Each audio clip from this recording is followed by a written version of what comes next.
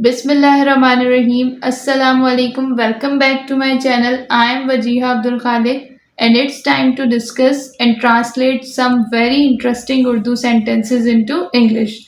So let's begin the video with the sentence. पहाड़ों की ऊंचाई को देखकर इंसान आजिज हो जाता है. आजिज एक मुश्किल वर्ड है. यहाँ पर पहाड़ों के लिए हम माउंटेन का वर्ड यूज करेंगे और ऊंचाई के लिए हाइट का वर्ड यूज करेंगे. तो सेंटेंस बनेगा seeing the height of mountains हम्बल्स a person. Humble यहाँ पे हमने यूज किया है आजिज के लिए. आजिज कहते हैं नरमी को. आजिजी यानी कि नरमी. हमारी तबीयत में नरमी आ जाती है, हम आजिज हो जाते हैं. क्यों? क्योंकि हम एक बहुत बड़ी अल्लाह ताला की तख्लीक को जब देखते हैं. जब आप पहाड़ों में कभी जाएंगे तो वहाँ की ऊंचाई देख के आप हैरान रह जाएंगे, दंग रह जाएंगे कि किस तरह से अल्लाह ताला ने इतनी बड़ी तख्लीक की है और कैसे उनको रोका हुआ है ज़मीन के ऊपर. तो ये चीज़ इंसान को बहुत ज़्यादा हैरान करती है, जिसकी वजह से वो बहुत आजिज हो जाता है. Next sentences. हर कहानी के दो पहलू होते हैं.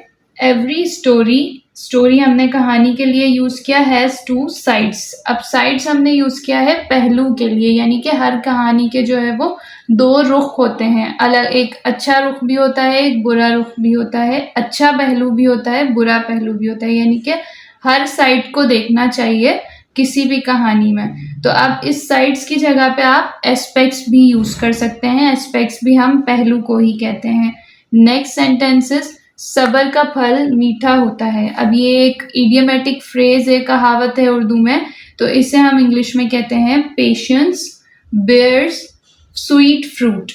पेशेंस यानी कि सबर, और बेयर हम कहते हैं बर्दाश्त करने को. यानी जब आप सबर करते हो, बर्दाश्त करते हो, तो उसके जो आपको रिजल्ट्स मिलते हैं वो बहुत ही अच्छे होते हैं. इन तीनों सेंटेंसेस में हमारे पास जो फॉर्म होगी इनकी वो होगी प्रेजेंट सिंपल टेंस. अगला सेंटेंस है जो शख्स दूसरों की मदद करता है अल्लाह उसे तन्हा नहीं छोड़ता.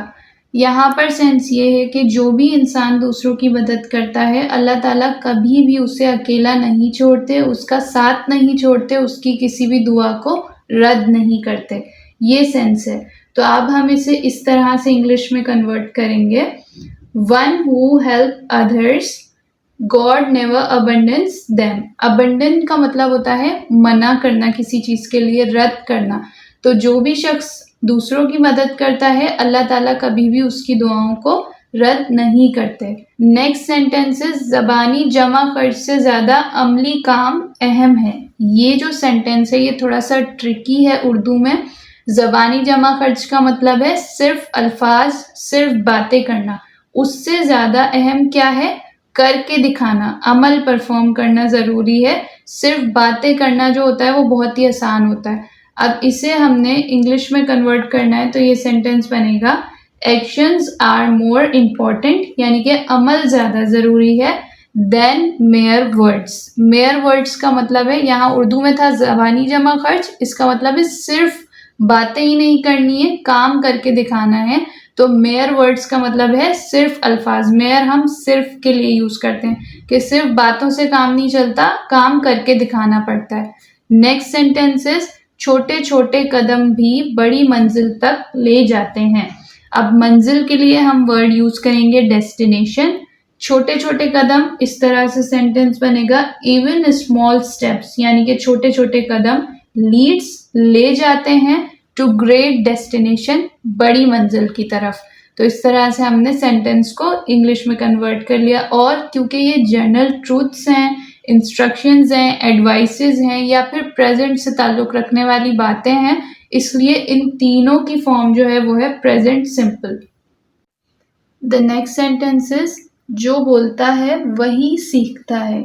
यानी कि जो भी इंसान पूछता है, सवाल पूछता है, चीज़ों में दिलचस्पी लेता है, वही सीखता है. जैसे कि स्टूडेंट्स होते हैं क्लास में, टीचर हमेशा कहते हैं कि जो भी बच्चा सवाल पूछेगा वो ज़्यादा ज़हीन है, क्योंकि उसकी दिलचस्पी नज़र आती है उन सवालों से. तो जो भी इंसान बोलने वाला है वो हमेशा अपनी ज़िंदगी में ज़रूर सीखता है. तो इसका सेंटेंस बनेगा, बोलने के लिए हम वर्ड यूज़ करेंगे स्पीक और सीखने के लिए यूज़ करेंगे लर्न. सेंटेंस होगा one who speaks learns. Next one is किताबें इल्म की रोशनी हैं. Books are the light of knowledge. यहाँ पे सारे वर्ड्स ही इजी हैं, लेकिन सिर्फ इल्म जो वर्ड है उसमें हम एजुकेशन का वर्ड भी यूज कर सकते थे क्योंकि वो तालीम के लिए यूज होता है, लेकिन सेंटेंस के सेंस को देखना होता है कि क्या चीज यहाँ पर सेट हो रही है। तो यहाँ पे इल्म के हिसाब से हम नॉलेज को सेट कर रहे हैं।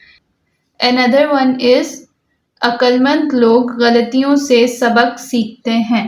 अब यहाँ पे हमारे पास मुश्किल अल्फाज कौन से हैं? गलतियाँ यानी कि मिस्टेक्स, अक्लमंद यानी कि वाइज, और सीखते हैं यानी कि लर्न, सबक लेसन्स। तो किस तरह से सेंटेंस बनेगा? Wise people learn lessons from mistakes. 10th and the last sentence is हर कामयाब इंसान की ज़िंदगी में मुश्किलें ज़रूर आएं। अब इसमें हमारे पास मुश्किल वर्ड कौन से हैं? मुश्किलें यानी कि डिफ़िकल्टीज, कामयाब यानी कि सक्सेसफुल, और इनेविटेबली फेसेस का मतलब ज़रूर सामना करता है हर इंसान अपनी ज़िंदगी में मुश्किलों का। तो सेंटेंस बनेगा every successful person inevitably faces difficulties, यानी कि जितने भी कामयाब लोग हैं वो अपनी ज़िंदगी में कभी ना कभी मुश्किलें ज़रूर देखते हैं। तो आज की वीडियो कंप्लीट होती है। आई होप कि आप लोगों को ये लेक्चर पसंद आएगा। ज़्यादा से ज़्यादा सेंटेंसेस की प्रैक्टिस करें, सेंटेंसेस को ट्रांसलेट करने की कोशिश करें। जो भी आपको डिफ़िकल्ट वर्ड्स लगते हैं उनकी इंग्लिश मीनिंग को सर्च करें और अपनी वोकेबलरी को इन्हेंस करें ताकि आपकी इंग्लिश जो है वो अच्छी हो सके।